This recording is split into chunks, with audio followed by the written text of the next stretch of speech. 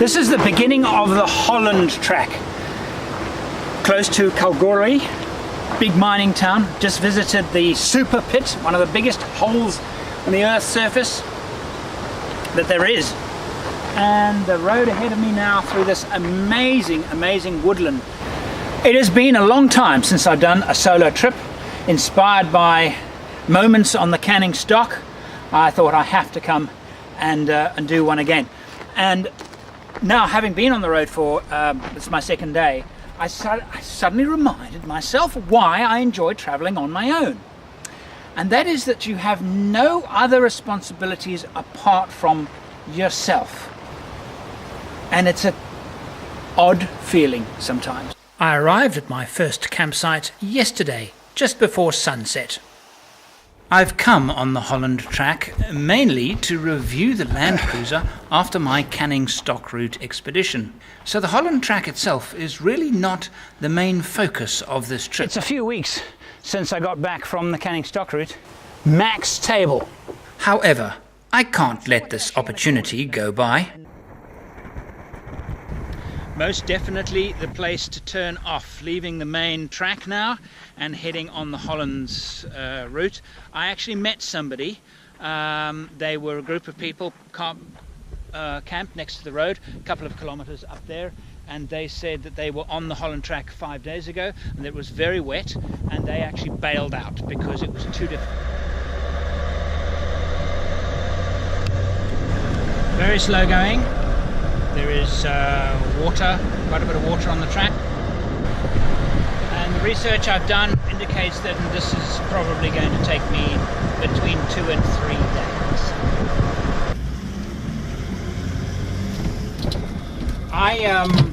I'm so enjoying this morning's drive.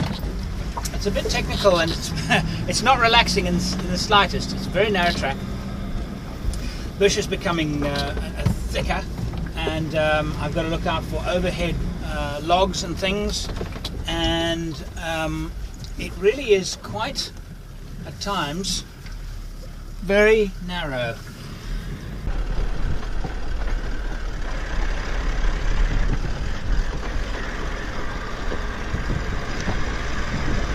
Right, I've set up camp. We've passed Victoria Rock, and we're basically in the Goldfields Woodlands National Park. We've taken the road from Kalgoorlie south to Coolgardie and now heading southwest and at the edge of the Woodlands National Park. The drive today, wow, these woodlands are magnificent. I decided not to camp at Victoria Rock. There is a campsite there with long drop toilets and other facilities. But I decided that I actually want to do because it's not really in the most beautiful part of the woodlands. This campsite is. It's not a campsite. I found this little track winding its way through the trees and just took it, and here I am, all on my Todd. So as the sun's setting amongst the trees, bit of a wind tonight, hope it dies down, and making myself something. Got myself a pre-made pasta dish from Woolworths. And I was thinking now, I'm very grateful to my wife Gwen that lets me come out and just take a trip. Not once has she ever said, well, why are you doing that? You know, you don't need to. Oh. Never the slightest thing. She has supported me in everything I've done throughout our married life. And in fact, yesterday was our 27th wedding anniversary. So, I raise my glass to you. Gwenny? Well, good morning. I woken up this morning and it's miserable. It's cold, it's windy, and what's worrying me more than anything else, this layer of cloud is quite low, which means it could rain. And I'm on my own. And I've watched videos on the Holland Track, and when it gets wet, this clay gets slippery, and I know what happens when clay gets slippery. And there are dongers and holes and things, and I'm a little bit worried about tackling this route on my own if it rains. If it rains heavily, I will be sliding all over the place. I left Kalgoorlie at about 11 yesterday-ish, and when I hit this road towards Victoria Rock, saw no traffic at all, no oncoming traffic, no traffic passed on the road since nothing. Whole half a day, not another motor vehicle. And I'm surprised because that is a very well kept and well maintained gravel road. Nothing, nobody. There's a good chance that there is nobody else, middle of the week, doing the Holland Track. Which is, I suppose, in the way good, because I wanted to be alone. But at the same time, if it rains and I get into trouble, it's going to be a long wait. This Land Cruiser is equipped with automatic front freewheel hubs. And a lot of people don't actually understand how they work. And I think make the mistake of just leaving them in auto because they seem to work fine in auto. And they kind of do, but there's a disadvantage in leaving them in auto when in four-wheel drive country. So I'm now going to lock it now. The locking system is basically a wheel spanner, same size as the wheel nut. I actually keep this small one in my cab just behind the driver's seat so I can grab it to lock it without having to rummage through tools. The trouble is with the auto hubs is that the way they work is there's a spline system, and when in auto they kind of sit like this, and when the drive dictates they will lock, and when you put it in your vehicle in reverse they unlock and engage again. So if you can imagine, if you were in very grinding hard, four-wheel drive territory and you were going forward reverse, there's a lot of work being done there. And the other significant thing is that there's a set of splines, and the splines are kind of that long, right? But the auto only uses a portion of them. When engaging it manually, it does this, boom. It locks all of the splines. You've got all of the strength of the hub as if it was solid. No freewheeling hub at all. So for strength, lock it manually. The other significant advantage of locking those manually is that I can select four-wheel drive back to two-wheel drive in the cab virtually at any speed. So if I'm on a gravel road and it starts to get a little bit iffy, I just push the lever, it goes into four-wheel drive. Because this is in manual, all of the bits are rotating, so the gearbox just meshes and it will go into four-wheel drive.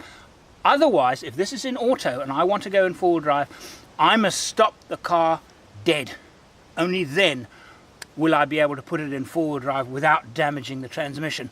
And if you forget, and I've done it, if you forget to put it in manual and you leave it in auto and you put it in four-wheel drive while the vehicle is moving, very horrible loud noises are emitted from the gearbox. You will only do it once. I've only done it about 3 times.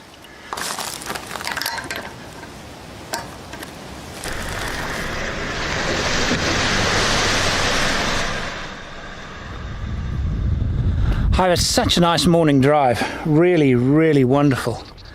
The bush has become really thick in places, very running alongside the side of the vehicle, very close, and twisty-turny through the trees and our big open area. And this is typical of the life-giving water in this area. So I've read these rocky outcrops where the water sits and the birds and animals can rely on water for even during quite dry periods of the year. And I chatted to some people and they said that the road is rough ahead, but didn't think I would have any problems. Did report somebody had 4 punctures, one person with 4 punctures.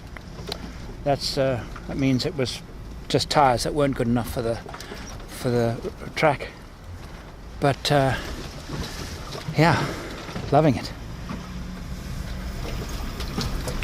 My biggest danger out here, really, is finding somebody coming in the opposite direction, because the track is so narrow, sometimes you cannot see more than approximately 1 vehicle length in front of you. So on these very, very tight sections, I've got to be extremely careful. It's been a strenuous drive today. I'm actually quite bushed. I've enjoyed it enormously, but it's been concentrated driving. You cannot take your eye off the track for an instant. If you do, you'll have a hole through your tyre, or you'll hit a tree. But it's been a really, really nice day. It is 4 o'clock, perfect time to set up camp. Well, a beautiful morning. The Holland Track is really an ideal weekend bush track for people living in the Perth area, isn't it? Because you can get to the northern end of the trail or the southern end of the trail within an easy, 6 or so hours drive from Perth. And at 2 nights it's ideal on the track. It's challenging. If it was wet, I think it would be very challenging. If you're pulling a trailer, it would be a trailer in the wet, and it would be extremely challenging. Perhaps even impossible. I've enjoyed the quietness and the bush, and it's not desert, so it's not that kind of, but there is a very strong sense of isolation, which is really what I've absolutely loved about it. Well, that's what I like to see. That's my kind of trail. Check it out. The road as far as the eye can see. I prefer big, wide open spaces to bush trails, you know. I just get a sense of freedom when I'm on a trail that is just going on forever, that there's no limit to it. Yeah, this is the best part of the trail so far. It's the first time I've been able to see the horizon in about feels like a week. It's actually only 2 days.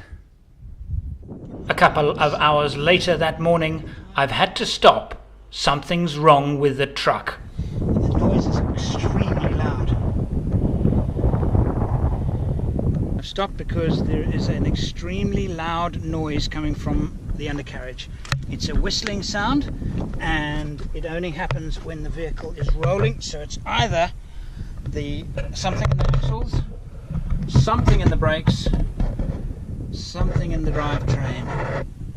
And I think it's coming from the front. It's making a very, very loud squeaking noise. Shut up. I can't see anything. I can see absolutely nothing. You know, if you've got a piece of wire caught under the vehicle and it's going as the components are rotating, that's what it sounds like. But I can't see anything wrong with the drivetrain. I've got to find out what it is. What I'm going to do, I'm going to put it on a straight road, a flat bit, so I can walk next to the car, assuming it'll make the noise. Can you hear it? And at least I can then walk around the car as it's driving. It's a little bit of a flat bit here.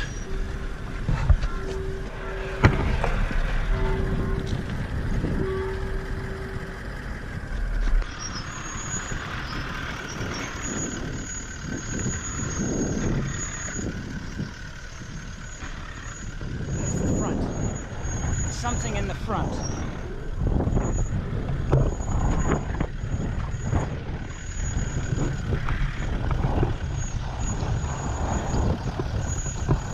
It's on the front on the left. Yeah, but nothing wrong. Okay, try it again.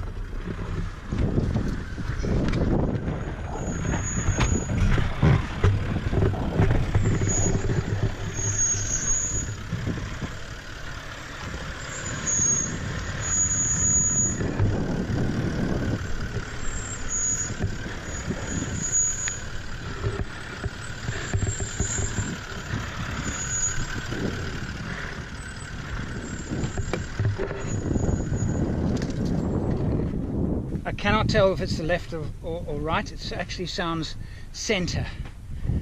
If I stood here while I was standing in the middle of the vehicle having it come towards me, it sounded like it was coming from the center, which means it's prop shaft, but there's nothing wrong with the prop shaft. It sounds like some metal wire has wrapped itself around the prop shaft.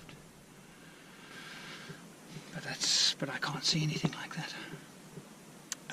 Absolute mystery. I'll continue not knowing what's going on. If there's any give on the bearings, you feel it doing this. You feel it. You'll actually feel it through the tire. The thing is that if it was brakes, it would change, wouldn't it? If I apply brakes, it would change. But interestingly, there's no noise in reverse. No, I'm wrong, there is noise in reverse. Alright, 10 minutes later, I went to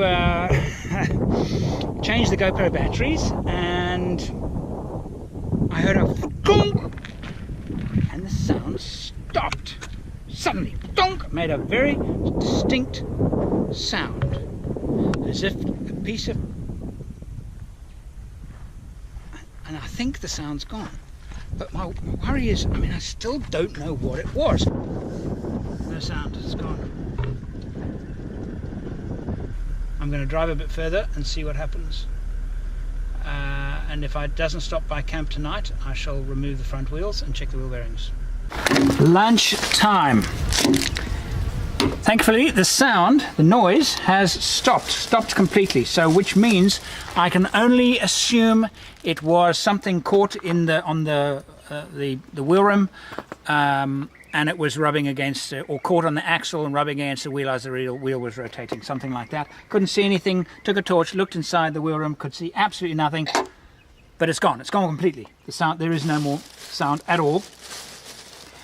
And for that I am grateful, and so I've stopped under some trees and having bread rolls, still feel fresh, cold meat, cheese, mayonnaise. Right, how do I open this thing? Here's deja vu for you. So I've made this temporary bit of shade, because there's the sun is directly overhead, so there's very little shade, but there is lunch. Now, who can I ask how to open this cheese thing? I know, I'll write to them. How do you open these cheese thingy-wotsits? When I was in Arizona last year, a family from Texas came up to me, and there was a little girl. She was probably 7. And her father came up, said hello to me, and her father said, "Go on, say it." I looked down at this little thing, and she was terribly shy. He said, "Go on, say it." And she looked up at me and said, "Cheesy thingy what's-it." Cheese thingy what's-it. And averted her gaze. And I looked at the father and said, "What's?" He said, "Cheesy thingy what's-it. You were in the Kalahari, and you couldn't open that container of cheese, and you called it the cheesy thingy what's-it." Oh, that's just very nice that you remember that. And he said, "Well, it's become a phrase in our household. If we can't think of what it's called, you say, pass me the, you know, they've now turned the what to cheesy thingy what's-it. So, pass me the cheesy thingy what's-it." He said, so much so that in fact, even if you do know what it is, you say, "Pass me the cheesy thingy what's-it," and it's now, it's very sweet. Very sweet indeed. So from Western Australia, you family there, good on you. In Texas, howdy. They're big fans of the show, so they'll definitely see this. This isn't a cheesy thingy what's-it. This is a Danish mild salami thingy what's-it.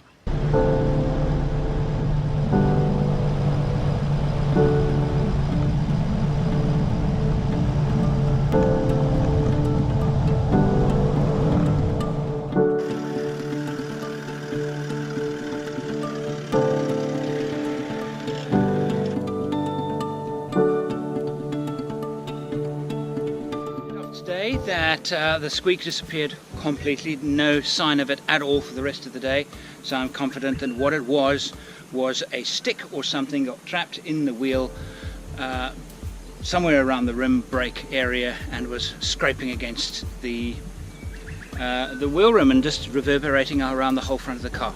So I'm absolutely convinced that there's nothing wrong with the truck at all. Stove I use is a Cook Partner, and I bought it in the States. I absolutely love it. It's very, very basic. It doesn't even have a click lighter, but it is very robust and it's nicely made, and it's just fantastic. And there's no reason to like it apart from that it's just plain impractical, and I could probably drop it off a bridge and it would survive. So I need some other things to cook with.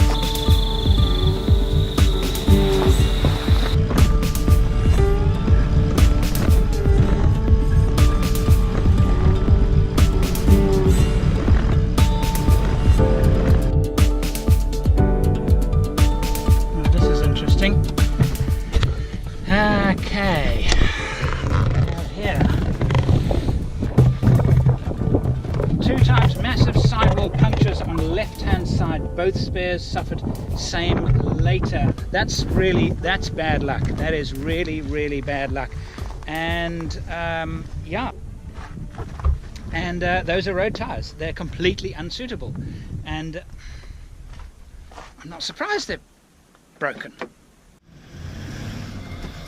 2012, when I took my Discovery 4 on the trip through Lesotho, the Baboons Pass, I asked if I could fit BF Goodrich tyres to the vehicle, and Land Rover said no. They're not an approved tyre, and they gave me a list, and they said, you may choose, we're happy to upgrade the tyres for you, you may choose. And I chose a General Grabber that had quite a good reputation. And I pumped them up extremely hard. I normally would not have, but because of the low sidewall, it had 18-inch rims. Because of the sidewall, I decided to make them very hard to protect them. There's an argument both ways. Some may say that didn't protect them, but whatever. I really didn't want to have tyre problems. It wasn't a test of the tyres, it was a test of the vehicle. And I remember about 8 weeks after the Baboons trip, I nicked a curb in the vehicle. I just nicked it, just in traffic, and I just ripped the sidewall clean off. And it's the trouble with any low profile tyre wheel combination. They are not suited at all. And really the biggest 17-inch. Anything bigger than that and you're asking for an unreliable. And we all know that the most common problem one has on an expedition, most likely cause of problems, are tyres. Firstly, because bad tyre choice, okay, a tyre not suitable for the job, and B, running them at pressures that are not suitable for the conditions.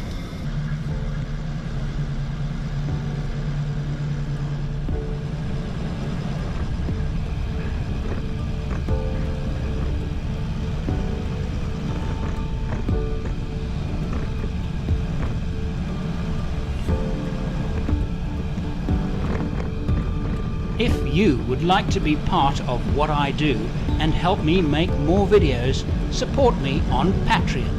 Click the Patreon button on the screen now.